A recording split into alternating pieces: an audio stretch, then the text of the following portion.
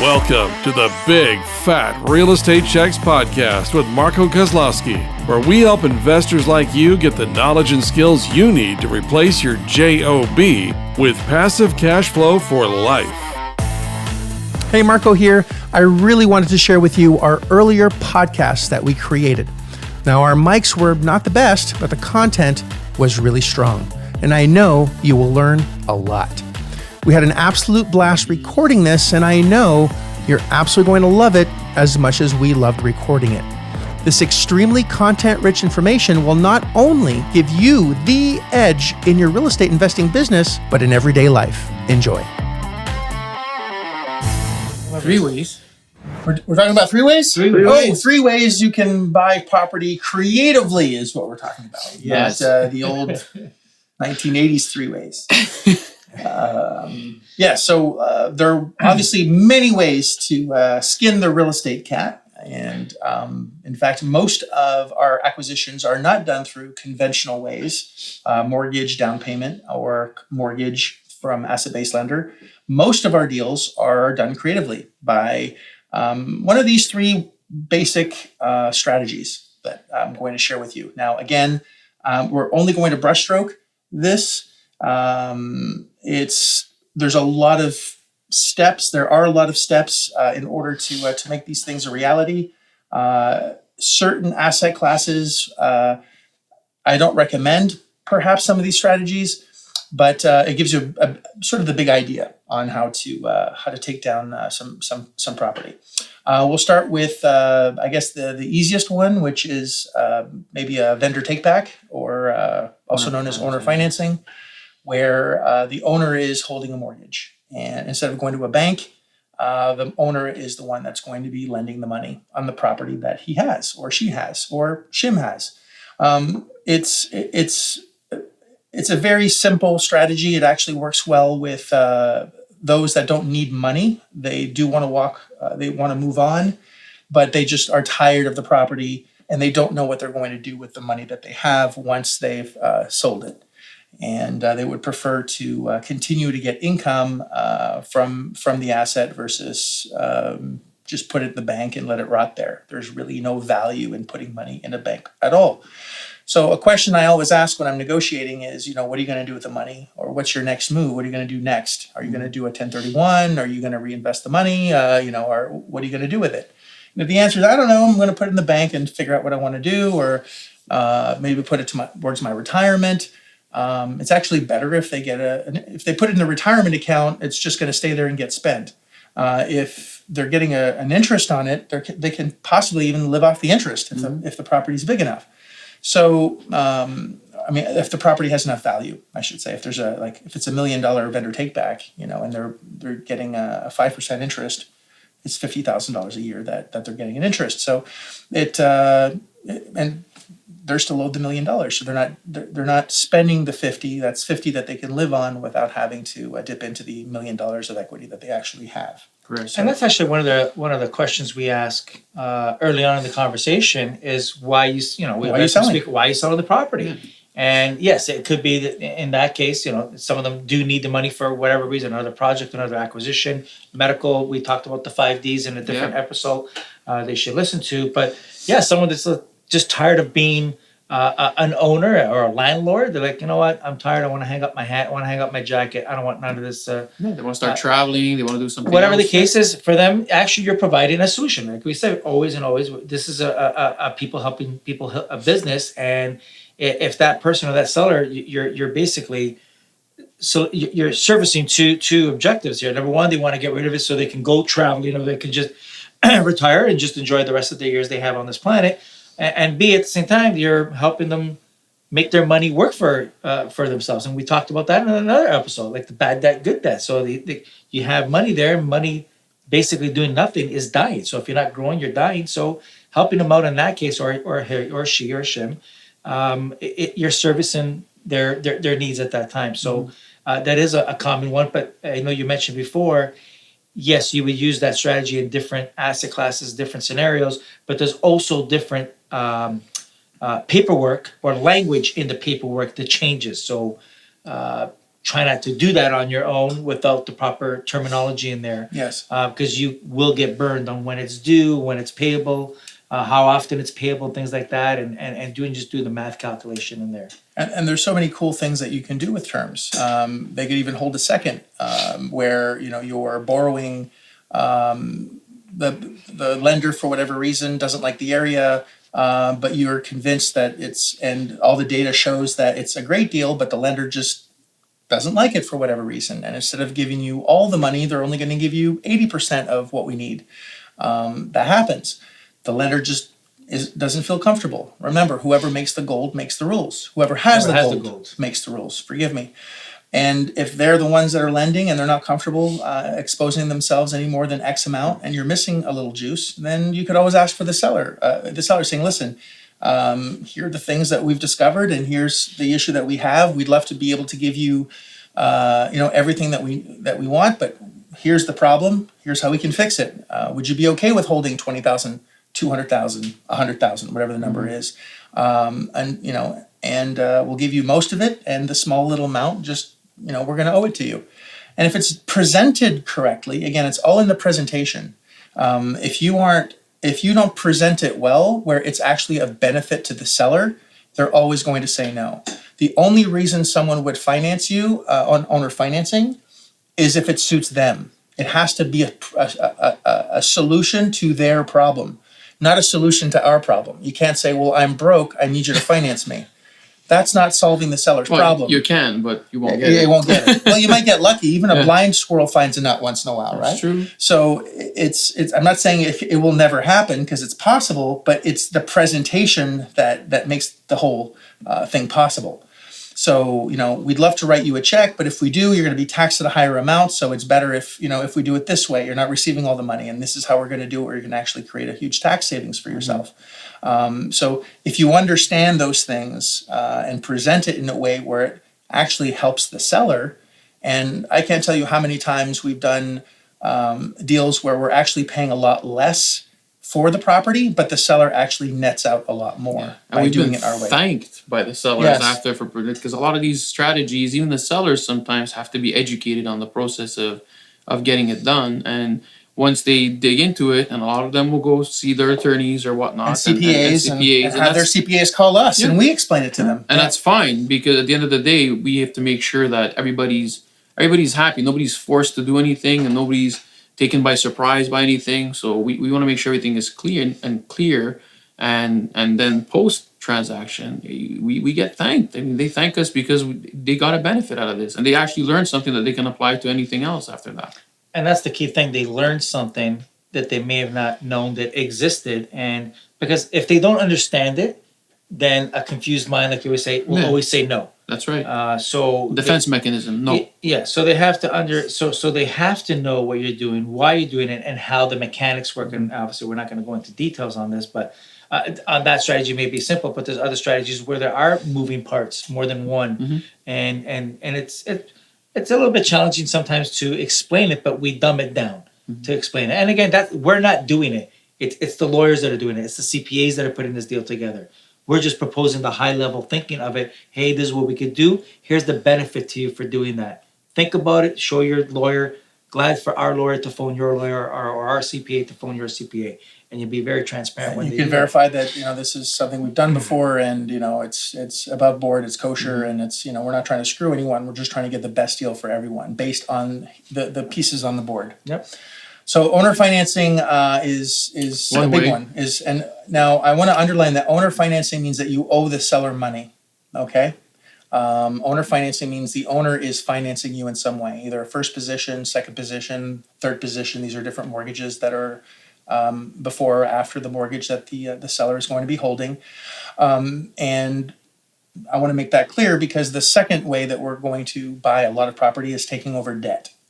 Now, taking over debt is not owner financing, because I don't owe the seller anything in a debt takeover. If I'm taking over their entire debt and cashing the seller out, then there's no owner financing involved. I want to write a check to the seller, say, bye, see you later. I don't want to be married to you anymore.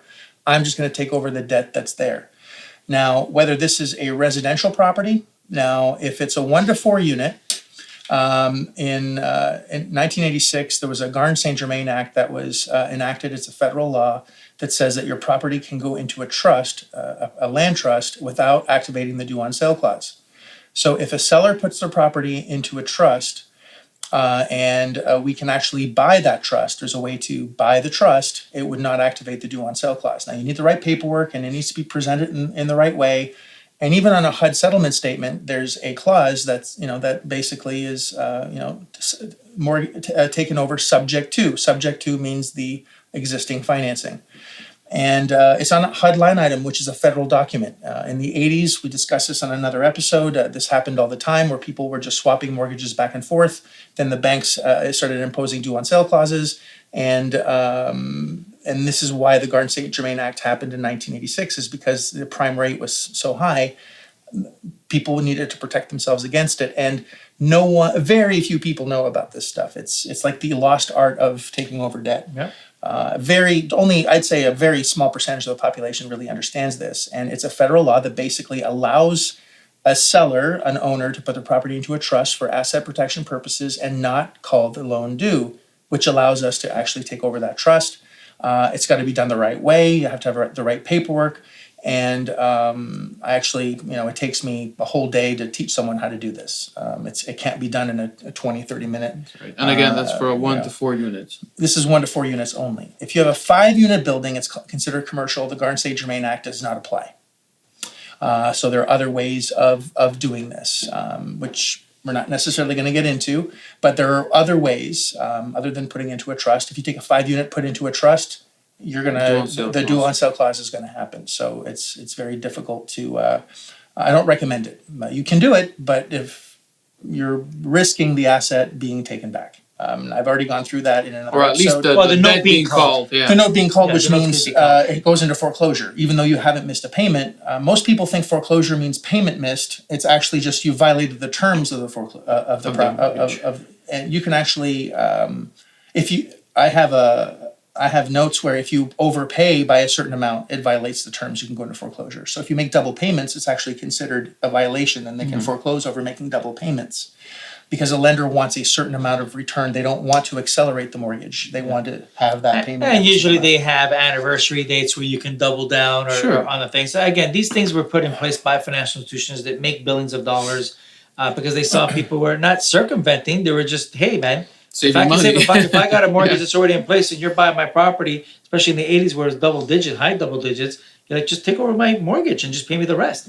And the banks didn't like that. And I guess there was a lobbyist and a group of people that did that, and that's why the Garn-Saint-Germain Act came into fruition. Out of Utah, yeah. Yep. Garn-Saint-Germain was out of Utah. So, it's a very...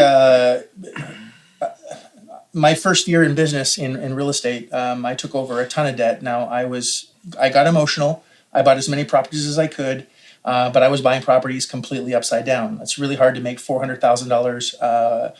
I was taking over debt of $400,000 and the property was worth $200,000. I was just amazed that I could take over a debt and not qualify for it. And, and I was $200,000 upside down, and I made promises to sellers I couldn't keep because I was just I was so amazed that I could own a property as a Canadian in the US without having to go through a bank. To me, that was like a little orgasm. And I did that as many times as I could. And I realized I can't make this up in volume. I can't buy 200 properties that are upside down and make money.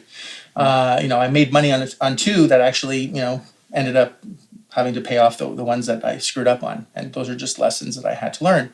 And you can combine the first one with the second one. I was going to say, that's the second step. Where you can take over debt and have owner financing in the same transaction. So we take over the debt that's there, and they don't need all the money. They just need some of the money. So you can give them some cash. Correct. And then have them hold paper for the rest. Yeah, that's double dipping. And you can do that. You can do multiple strategies on the same transaction.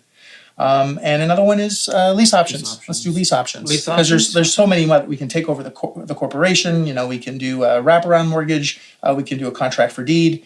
But let's go into lease options. Okay. It's probably the simplest to understand. A lease option is exactly that. You have a lease. You're basically leasing the property. And this is how I started. I bought probably close to 100 houses this way. I would look for properties that were for rent and for sale. I would negotiate a lease term. I would basically present myself as someone that it was a relocation expert.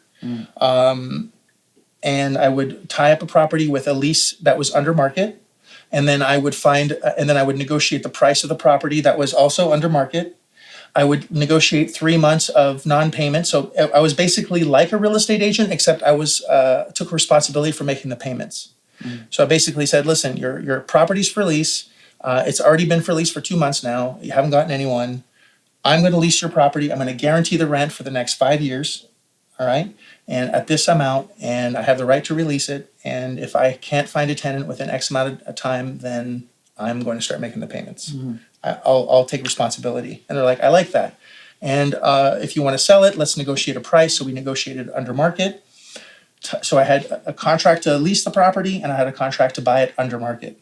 I would then find a tenant that would want to lease the property for a higher amount. Then you were paying. I would make the spread.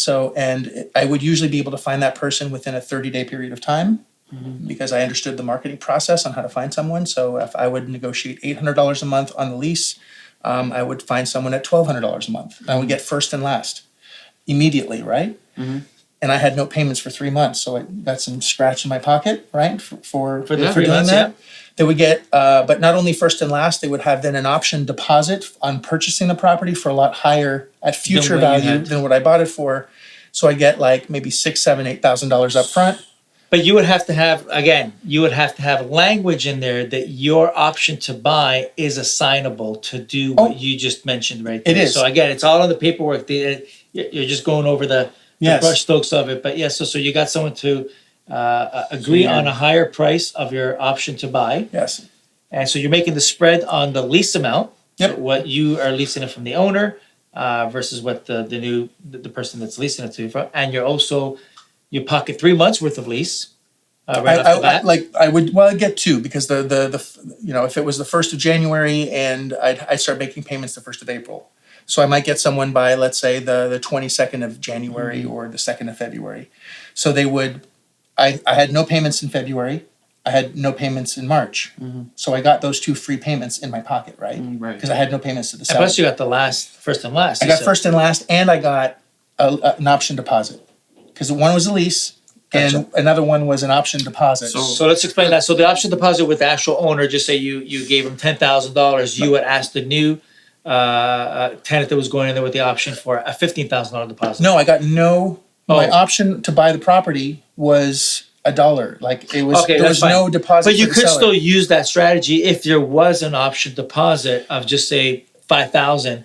You can get someone else to do another option with you for $7,000. Yes, and make the spread. I never negotiated an option deposit that was more than like $100 or. So to summarize, Marco was able to use the lease option to enter a property, and again use a lease option as an exit on the same deal. Yep. So he's basically sandwiched himself. They're called sandwich lease options. Sandwich lease options, and so he sandwiched himself between the two. Now, on a commercial property with 5, 6, 20, Could do the 30, same you thing. do a master lease, it's called, right? Correct, You start off with a master lease where you're leasing the whole building. 50 units or 20 units, whatever We're it going to is. rent the whole building under And one do the master exact lease. same thing, but it's just under master lease agreement as opposed to a lease Correct. agreement. And then I'd sell it to someone else with another master lease option agreement, so they could take care of the problem.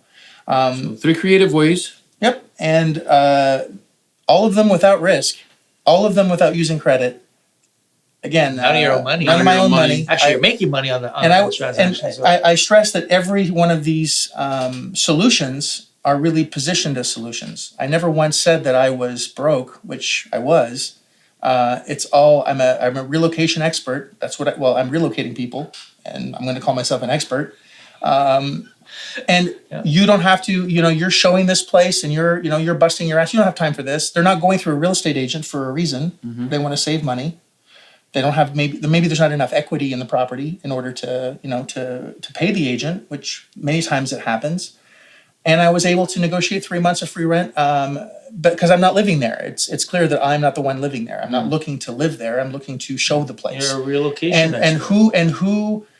What agent is going to guarantee rents for the next 5 years? No one. right? Nobody. Yeah. So it was a really good deal for them. You're going to get paid for the next at least 5 years or until I buy it, whichever comes first. Now, make sure that whoever buys the property gets to buy it before your term expires on the lease option. Yes. Ask me why I know that. I actually made that mistake. Oh my goodness. Okay, so your date was before theirs. Yes, buy it. Yes. So You I have to buy actually, the seller wouldn't sell it to me because they knew what was going on and they ended up making all the money. So it was my mistake. Wow. All right. Well, And there it you could have go. actually been a lot worse because I have a responsibility to sell this thing that I don't own yet, right? So it could have been a lot worse than If it he was. sold it to someone else. If he could have said, I don't Yeah. want this, I want to keep it for myself, and they could have sued me to That's right. for specific performance because I made a promise to sell this thing. So Yeah. it was, I had the dates mixed up, my fault, 100%, not anybody else's. I take full responsibility for the shitty thing that I did, which was not pay attention. And it potentially could have hurt the seller and hurt the people that were in there. Mm-hmm. Thankfully, I got out with not making any money. That's a good thing. That was Yeah. I It was the best case scenario. But let me tell you that I was pissed that I didn't make any money. And it's only in retrospect when I realize exactly how terrible it could have been. How and lucky you were. How lucky I Well, actually you sold was. someone a house without any rights to because you were supposed to exercise your option before the other party did. Exactly. And I didn't. So it was my bad. And I take responsibility for that. So again, I'm here because of the mistakes that I made. And I don't want you to make mistakes. I want you to learn from other people's mistakes. It's much better. So those are a really good 3 ways of creatively buying property. And I have 17 other ways. I have 21 ways of doing this. All no That's credit. 18 other ways. 17 plus 3 is 20. 21. He's deducting your 3. Oh, that's right. He's holding, But yeah, he's still carrying the 3. Yeah. He's carrying the 1. He's still carrying the 3 from another episode. I have Math is 21. nice. I have 21 ways of doing this, and I can't do math. So I'm just an orangutan. So that loves Costco. It's quite docile. So there's a lot of ways to do this, and and if you get really good at all these ways, you can intermix these and basically almost create a limitless toolbox of ways of doing something that most would just go, I don't even know how you thought of that. And you can have an unlimited amount of properties. And because of it. without having money or risk involved. Correct. No, I like the toolbox. That's what exactly they are. They're tools for certain situations, for solutions. So And when you're building a house, which is your house of wealth, and your mansion of wealth or your fortress of wealth, you need multiple tools in order to do it properly. And I'd love for you to learn these tools. If you have any questions on what we discussed today, send me an email. Give us some feedback. Marco@marcokozlowski.com. Love to hear from you and love to hear your feedback. Thanks for joining us. See you on the next episode. If you like this episode of Big Fat Real Estate Checks, then show some love by leaving a comment and a good rating. Also, as a thank you for tuning in today, we've got a special free gift. The journey to passive cash flow for a life starts by finding deals, and it's easier than you think. Simply go to getdealsbytuesday.com, enter your email address, and we'll send you a free quick start course called Deals by Tuesday. Even if it's 11 p.m. Monday night, this course will show you how to find discounted real estate deals by Tuesday. It's that fast and simple. Go to getdealsbytuesday.com and start your journey toward life-changing cash flow today. Thanks for tuning in, and we'll see you on the next episode.